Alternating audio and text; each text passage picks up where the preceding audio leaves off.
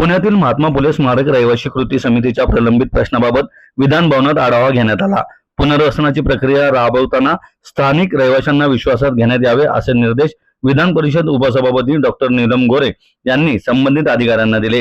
महात्मा फुले स्मारक रहिवासी कृती समिती पुणे यांच्या प्रलंबित प्रश्नाबाबत डॉक्टर नीलम गोरे यांच्या अध्यक्षतेखाली प्रत्यक्ष व ऑनलाईन बैठक पार पडली. या बैठकीत रहिवाशांच्या पुनर्वसन, मोबदला, फ्लॅट वाटप आणि सर्वेक्षणासंदर्भातील विविध मुद्द्यांवर सविस्तर चर्चा करण्यात आली.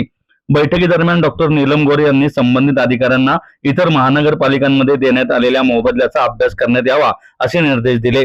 महापालिका किती जागा सामावून घेऊ शकते याचाही अभ्यास करण्यात यावा.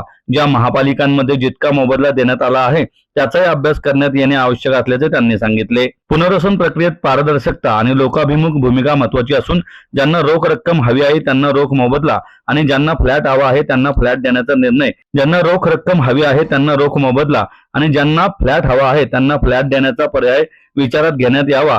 सर्व स्मारकांचे सर्वेक्षण करून संपूर्ण तपशील लोकांसमोर मांडण्यात यावा असेही त्यांनी सांगितले.